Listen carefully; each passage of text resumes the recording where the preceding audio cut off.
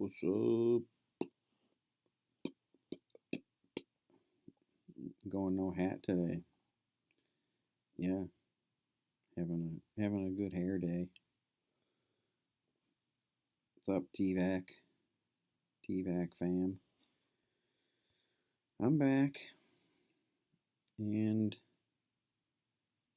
I'm gonna talk to you about the Fresh Prince of Bel-Air. Yo Holmes, smell you later. I don't know if you knew that about him. Um, born in West, born and raised in West Philadelphia. Spent most of his days on the playground, chilling out, maxing, relaxing, and cooling. Or shooting some b-ball outside of the school. A couple of guys up to no good started making trouble in his neighborhood. He got in one little fight, and if you watch the theme song, that fight consisted of some guys spinning him around a little bit.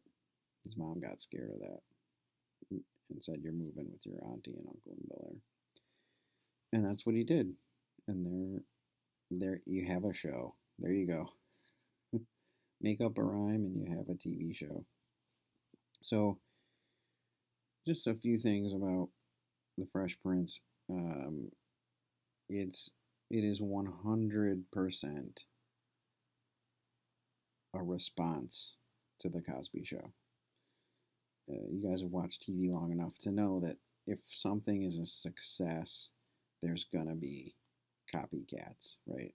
I mean, reality TV has sort of shown us that formula more clearly than anything.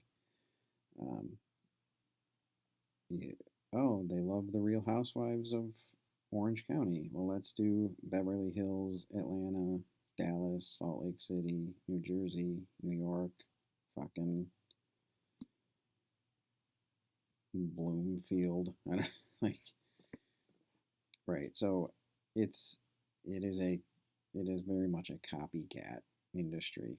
If you find something that's successful, they're gonna people are gonna rip it off and try to rework it and just do it. So the best way to do that, and the way it worked in the late 80s, early 90s, was you pick the show that you wanted to emulate and you addressed the concerns of it. Like, then you could see the process working, the process at play here with Fresh Prince. Like, we want to do the Cosby Show. Okay, fair enough. But what were the major criticisms of the Cosby Show? And there were three primary concerns that the concerns weren't with anybody but generally the white public or media. But nonetheless, let's do the Cosby Show, but let's address the concerns that people had with the show. So the three concerns, and you can see them like almost overly addressed in the pilot episode of Fresh Prince. Um, Cosby Show does not represent the or focus on the concerns of the African American community, right? The real concerns, which is just a racist way of saying there aren't criminals and drug dealers and gangbangers on the show, right? Um, that. The other one was um, you didn't address the concerns of the African American community. It shit. What were the other two? You can't just make a black family white, which is another super racist thing. I mentioned this in the Cosby video. Um, that's just racist inherently to say that. To say that success is basically a white stereotype or a white attribute, and any African American who achieves success is somehow right just made white, not black. You strip them of their identity. Um, that those two things, and then the whole. I'm forgetting one though. The whole idea of selling out. This idea of selling out. So what do? Pilot episode, which is, as you know, the, the purest form of that show would ever take. Talks about all those three things almost too much, right? Um, so it's just, I mean, it's a direct. These two shows are directly related in that way.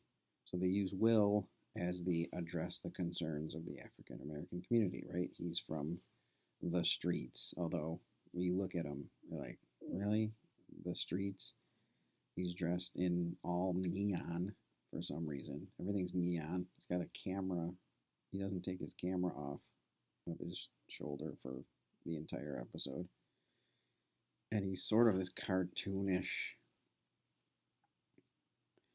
I made this comment in class on Friday, like, it's as if he's just rolling on ecstasy the entire episode. Like, that's what it seems like. Right? He's just touching and feeling everything, and he's just dancing everywhere, and he's loud, and he's kind of, he's just over the top, all of those things. But that's funny too. It's like, oh, this is what white America or white executives thought urban youth looked like. So that is funny in and of itself, I think. And he was kind of a holdover from the 80s notion of black youth, which the 80s spent a great deal of time infantilizing African American youth with tons of shows where rich white families adopt like black kids. Different Strokes and Webster specifically, it was a whole genre, and that was infantilizing youth was a sort of a way of dealing with white guilt about racism and things like that. So it makes sense that Will is kind of this holdover to that notion. The sort of infantilized bubblegum saccharine idea of what it means to be from the streets, right? He's not really hard at. He doesn't have a hard edge to him at all, right? But anyway, I usually mention the evolution of hip hop culture and how it kind of coincides in terms of from a white perspective, right? The 70s with Grandmaster Flash and Africa Bambaataa and things like that. It was all about the struggle. It was about empowerment. It was about getting out of the ghetto. It was about, making it out, like that kind of thing, like real shit. And then the 80s, sort of, white culture 100% co-opted it, turned it into, like, made everything bright and pretty and loud colors and just completely zapped it of any sort of authenticity. It's all about breakdancing, right? Breakdancing to save the rec center. Like that was the 80s. And every old white guy was trying to rap, like make it, every commercial had rap in it. It just completely watered it down. And then NWA and the whole gangsta rap movement came in the late 80s into the early 90s. And it was back to being about something real, about oppression and about, discrimination and prejudice and things like that. It was like a real back to its roots, so to speak.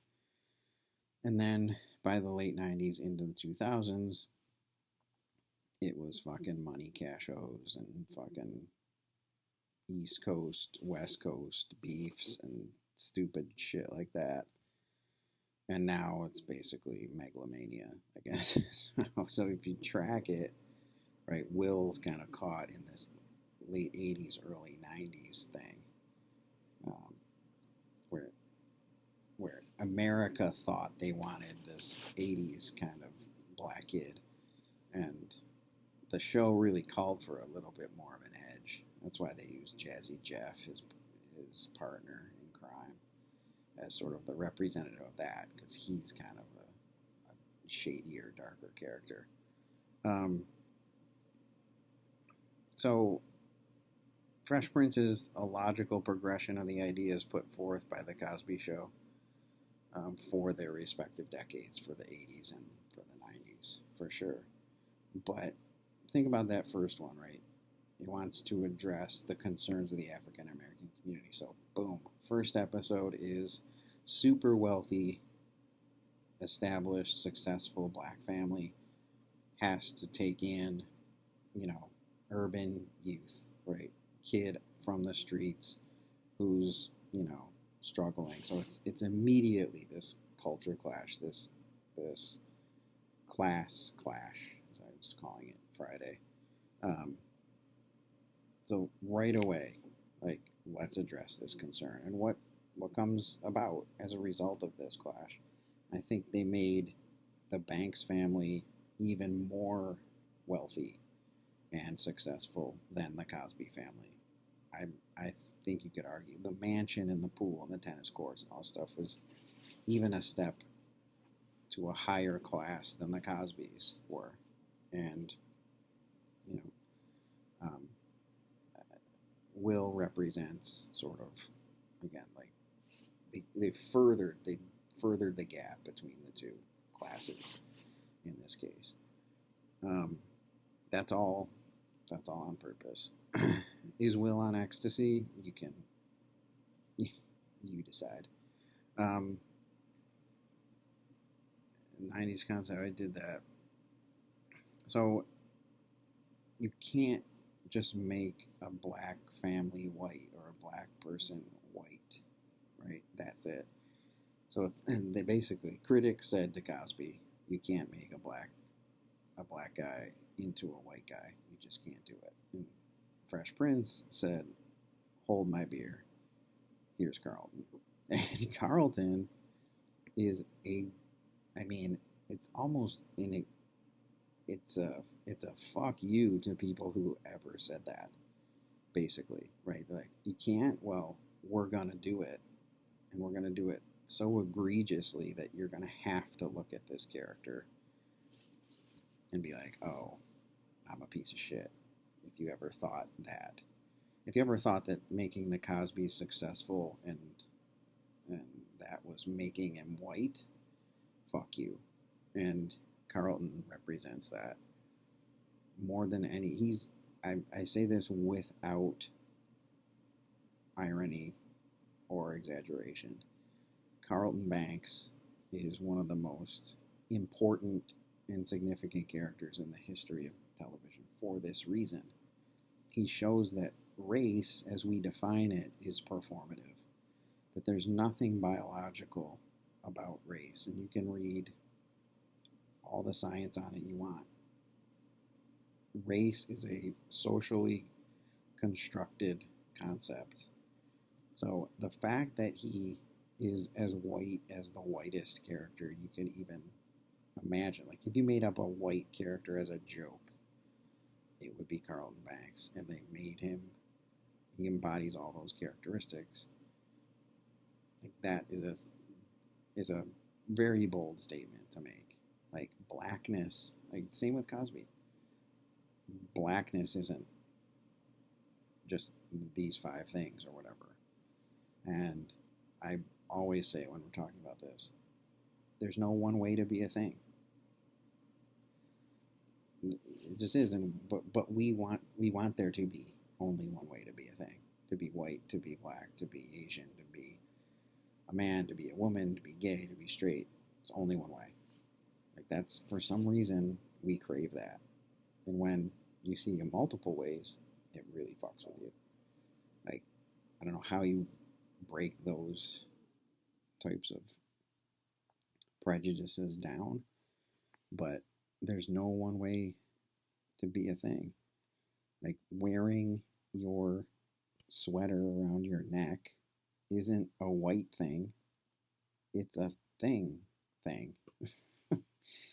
So every time you see Carlton, it should jar you from that idea that there's only one way to be a thing, because he's performing this whiteness, but he is very clearly black. He's very clearly not white. So people love to laugh about Carlton and his whole thing, including Will, right? He's the butt of every joke that Will makes almost. And it just underscores how important he is as a character to represent this idea that there's more than one way to be a thing, or there's no one way to be a thing. It's amazing. And I know he's been reduced to the Carlton dance, and that's all people remember him for, but he is one of the most significant characters in the history of television for this purpose. And that goes back to, it's all born out of the criticism of the Cosby Show. Also, I got here Uncle Phil. That's what I mentioned. Uncle Phil is Cliff on steroids. I think that's supposed to, again, mark the distance between the classes in this case. Because if you watch any of the Cosby Show, Cliff certainly isn't like, Uncle Phil plays he plays this role very rigidly, right? And he's by the book, and he's the rules and this and that. He doesn't even tolerate Will and his shenanigans, right? Or from his kids. But Cosby's way more understanding, and he jokes around, things like that. So Cosby's kind of in the middle, and that's what we're going to talk about now. Is like, that's the problem. That whole final scene, the fight between Will and Phil, is they both assume they have the other figured out, and when you do that, that's when all the problems and misunderstandings occur, right? When they both should realize that they don't have the other figured out, and that they could both probably stand to learn something from the other.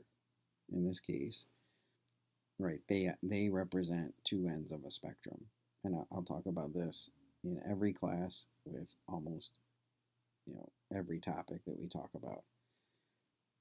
I believe it.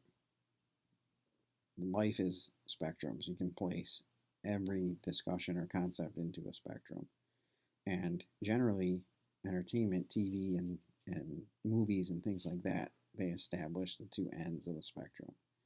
And the point of a lot of comedy is that at some point the ends need to negotiate toward the middle, basically.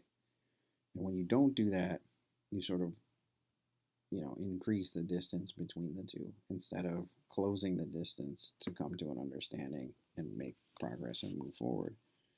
So what am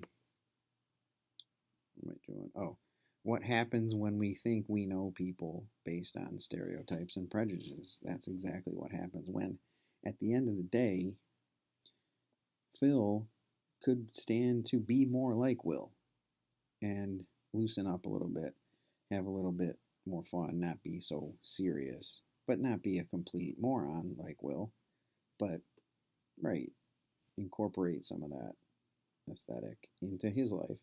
And Will could stand to be more, learn from Phil and be more like him and take certain things seriously and, not give up.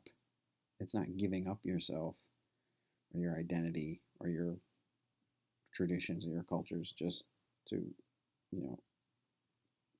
to hear about others. They would be, it's funny because they would kind of be Cosby on the show if they were. Cosby is equal parts Will and Phil. And he's certainly the most redeemable character among those three, in that sort of in that uh, triangle of whatever. Um, so I'll get to your comments in a second here. So I feel like I hate when I feel like I'm forgetting something. Um, it's not that Fresh Prince isn't black enough. We've proven that that concept to be flawed. The concept of being anything enough, right? Black enough, white enough, Asian enough, gay enough, straight enough, whatever. Um, it's more funny that he's what white America thought about black people in the '90s, right? That he was a snapshot of like, here's what it's like, right? That's kind of that's pretty funny. Um, Also, the piano thing is just it's so sitcom-y. Oh, you want to be taken seriously? Just play a few bars of a Beethoven song on the piano, and people will change. It'll change. They'll be like, "Oh, wow, he's really smart. He's really cultured." That's just so cheap. That whole joke. Um, all right, so that's just some stuff on Fresh Prince to think about. Um, and comments, I'll go through these pretty quickly. Um, Krista brought up the idea, at least this was my takeaway from your comment. Why is it our inclination to look down on difference and otherness? Like, usually right off the bat, if it's different or other, we look down on it rather than, hey, let's embrace it and see what I can learn from it, or, you know, to see how I can grow from this new knowledge or experience or perspective. It's across the board, and I use this phrase a lot. Like, we tend to meet difference with closed fists rather than open arms. Open arms. Like, we're ready to fight anything different rather than embrace it. Why? I mean, why? It, it doesn't make sense to me. Um, but this, I mean, the Fresh Prince sort of solidifies that mentality, right? Phil and Will both, Will especially, right? Will sees Carlton and is like, oh, this guy's a piece of shit. And then he sees Phil and he's like, oh, this guy's a sellout. He doesn't fucking know anything, right? Just that immediate almost arrogance that comes with this idea that what I am is the right thing to be. And everyone else needs to be like me. Like, why do we need that? I don't have the answer. But it, it seems counterintuitive, I guess. I don't know. Um, but I thought that's what I took away from your comment, Krista. Thank you for that. Tessa brought up the idea of going soft or selling out. And we didn't really talk about it with the Cosby Show or this, but it's Fresh Prince really, I think, brings it more to the forefront. That was one of the criticisms of the Cosby Show, was like, or one of the objectives of the Cosby Show was um, to show a successful African American family, and immediately the criticism was, oh well, you're just a sellout, right? You completely caved and turned your back on your community and all this stuff. Like, how that can be interpreted that way. Any black person looking to change their uh, change their situation or make progress or move up in social class and standing and representation, you're a sellout, right?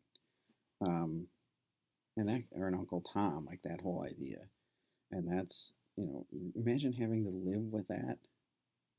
Some of you can. You're from, you know, you're from a social minority, and I can't relate. White people can't relate to, you know, that idea of this this conflict of conscience almost, where it's like, how much of myself do I have to give up today?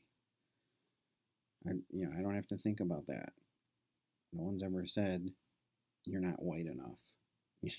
you know, um, and that's something in the Cosby Show. I think the Fresh Prince takes even further.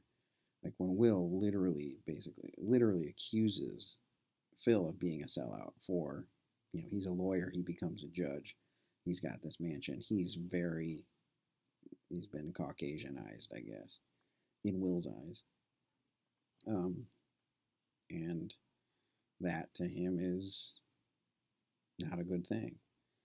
And Phil has the perspective to be like, you don't even know, which is true. Like, as much as we can say Will and Phil both underestimate each other, basically, Phil does have the experience and the perspective to kind of, as an adult, to be like, I know exactly who I'm dealing with. Like, has more of a firm ground to stand on with that. I know what I'm dealing with thing. And he makes that point. But that idea of selling out and how it really doesn't, it only applies to marginalized groups when they start to push back and make progress. Melissa, I liked how you phrased this, Melissa.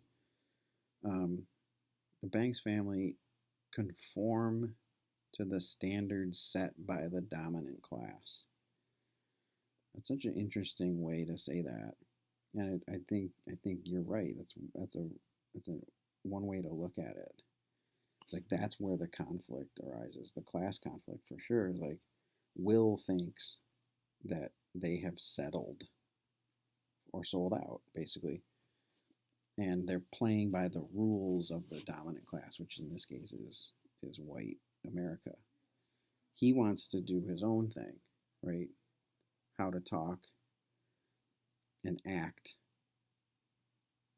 And, but Will doesn't have the perspective to be like, again, success isn't a white thing, right? Speaking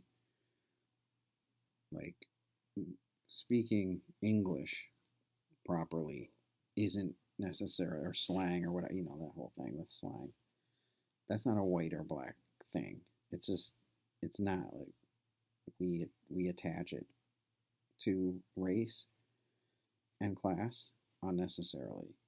But that idea that the Banks family has, in Will's eyes at least, and in many, many, many audiences' eyes, they've just conformed to the dominant class. They're playing by the rules. They're assimilating. They're sort of giving up themselves. Will refuses to give up himself and his identity.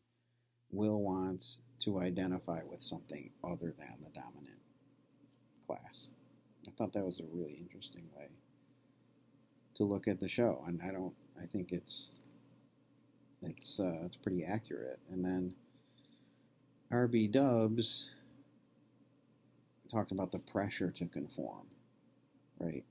That I think everybody feels the pressure to conform, but I think minorities more than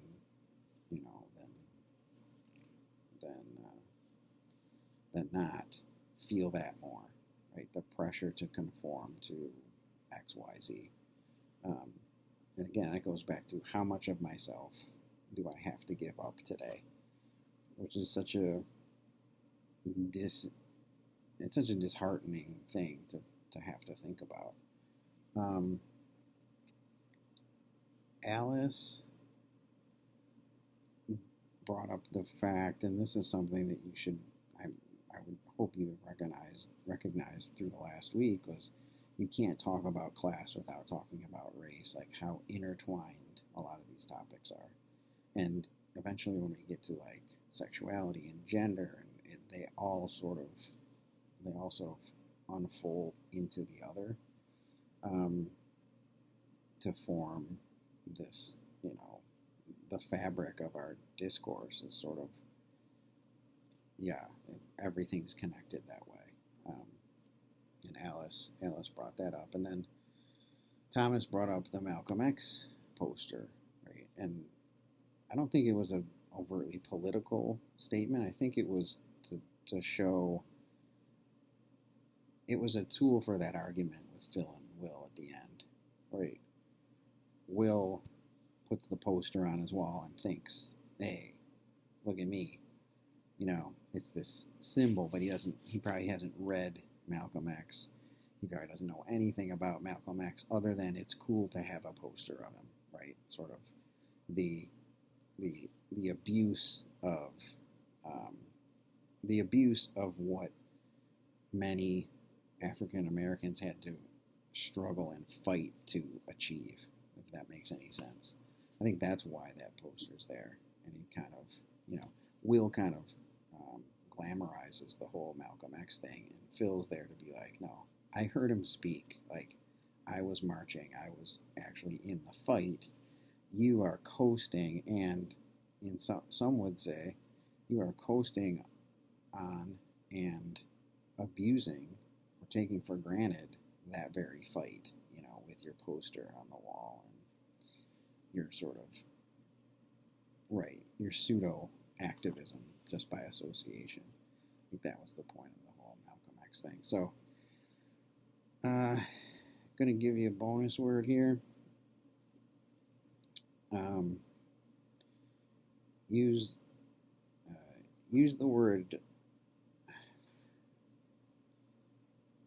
Use the word munchkin.